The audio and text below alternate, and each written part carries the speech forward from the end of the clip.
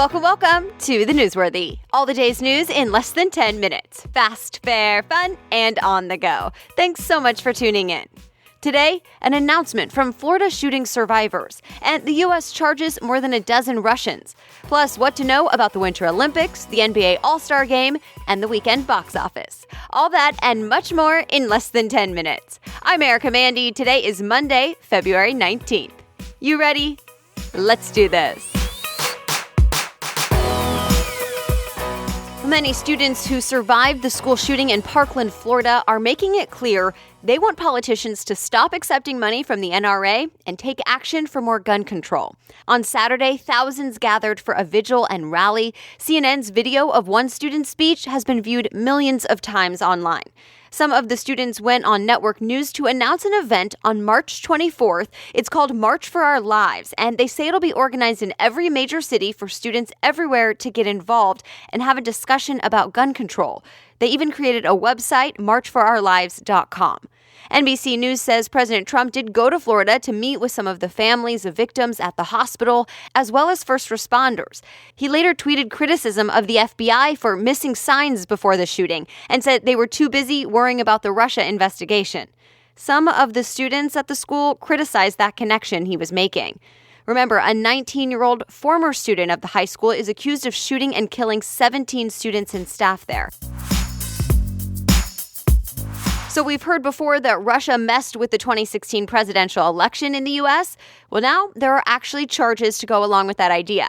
The U.S. Justice Department charged 13 Russians and 3 Russian companies for their alleged roles.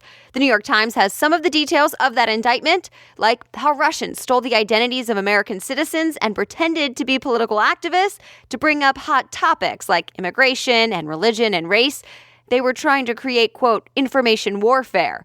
They apparently used Facebook and Instagram to do a lot of this. The indictment also specifies that the Russians involved were supporting President Trump, but that the entire plan for this actually started 4 years ago, before Trump was even running for office. So President Trump did highlight that last point on Twitter on Friday and said the Trump campaign did nothing wrong. The Hill reports some are blaming the Obama administration for not doing more back then to stop Russia. Others say this does not mean the president or the Trump campaign are in the clear. These charges are the first charges from special counsel Robert Mueller that actually deal specifically with interference in the election. But that investigation is not necessarily over. Well, now a Russian Olympic medalist has been accused of doping. The athlete competes in curling, and Reuters reports he tested positive for a banned substance. He had already won the bronze with his wife in mixed doubles curling. They may lose that medal now, but it's still not clear, and here's why. The Wall Street Journal reports authorities are looking into the possibility of sabotage. The test apparently showed a higher level of the drug than you would typically find when someone's using it. Remember, Russia was banned from the Winter Olympics this year because the country allegedly endorsed a doping program for years. Some athletes could only compete this year under a neutral Olympic flag. Russia's government, though, says those allegations aren't true. Also at the Winter Olympics, it was reported U.S. figure skater Adam Rippon would become an NBC correspondent, but then he said, never mind, I take that back. He later explained on NBC that he realized becoming a correspondent meant he would have to leave Team USA and leave the Olympic Village where they stay, so he wasn't willing to do that. Rippon has made headlines for his performance during the U.S. team figure skating event. He won a bronze medal. He's also one of the first openly gay U.S. athletes to compete in the Olympics. It was the NBA All-Star weekend with events like the Celebrity Game, Rising Stars Challenge, the three-point contest, the dunk contest, and the main All-Star Game itself. During the Rising Stars Challenge, American rookies and sophomores played against rookies and sophomores from the rest of the world. Team World beat Team USA. Utah Jazz rookie Donovan Mitchell won the dunk contest, and last night, the All-Star Game. It was a new format where 2 captains then picked their own teammates playground style. It was Team LeBron James against Team Steph Curry. Team LeBron took home the trophy. By the way, singer Fergie performed the national anthem before the game, and, well, people did not seem to really like the performance. You can watch the video for yourself in today's show notes on thenewsworthy.com. Superhero movie Black Panther won the box office this weekend. Variety reports it's already blown past the record for the largest President's Day weekend at the movies and got the best ever opening weekend at the box office for February. It brought in $192 million over 3 days, and that'll go up with the fourth day for the holiday weekend.